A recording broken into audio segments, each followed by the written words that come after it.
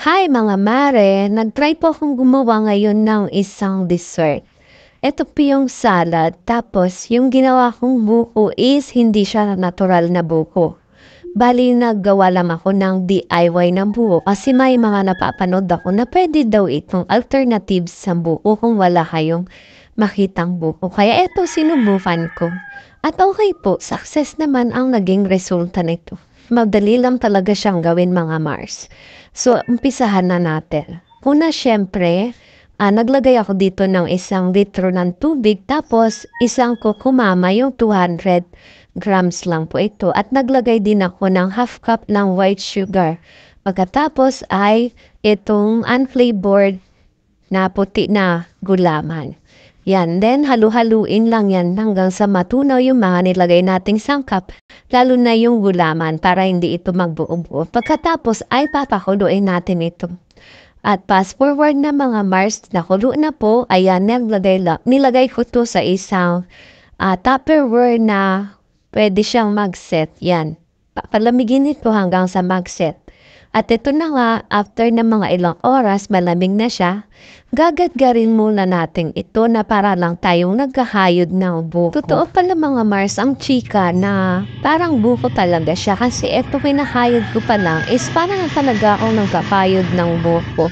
Kaya sabi ko, pwede pala itong alternate sa buko kung wala tayong mahanap na buko. At ang kagandahan nito, matagal itong mapanis, di ba? Kaya pwede rin pong gamitin talaga. O tignan yung mga Mars, nung natapos ko na, diba parang buko talaga ang kanyang itsura.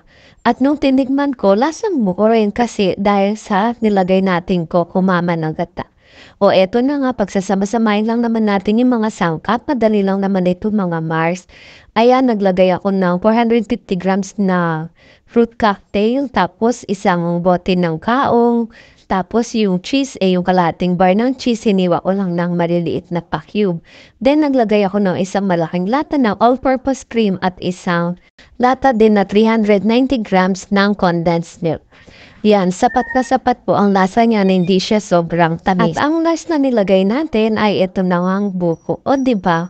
At saka, ang ano dito, kagandahan, mas dumami pa yung nagawa natin, di ba? Kahit maliit lang yung ginamit nating fruit cocktail, dahil dito sa gulaman na to na ginawa nating buko, is dumami po siya mga Mars. O di ba? Sabi ko sa inyo, kaya kung ako sa inyo, gawain nyo na to. Kung wala kayong mahanap na buko or medyo mahalang buko, eto na lang pang ilagay yung mga Mars. At bukod sa masarap din naman, matagal pa itong mapanis dahil nga sa gulaman lang ito mga Mars. Sa mga sangkap naman nito, pwede kayong magdagdag ng iba't ibang prutas. Pwede kayong maglagay ng kaong, damihan yung nata de coco, pansanas, ubas, ganon. Depende na po sa inyo kung ano yung mga ilalagay niyo. At eto na nga, ilalagay ko na siya sa rep. Bali, nilagay ko lang siya sa lagayan ng ice cream. So, dalawang Tupperware din po yung nagawa ko. Pwede nyo po itong ilagay sa freezer kung gusto nyo po na medyo magyelo yung ating salad at pwede rin naman sa chiller. Ako sa chiller ko lang ito ilalagay. So, paano mga Mars, yan lang muna ang ating video. Sana po ay meron kayong idea na napulot sa araw na ito at sana itry nyo itong gawin dahil malapit na ang holiday season. Pwede nyo po itong ihanda sa inyong mga pagkainan. O paano mga Mars, until my next vlog. Bye-bye po and happy cooking. God bless.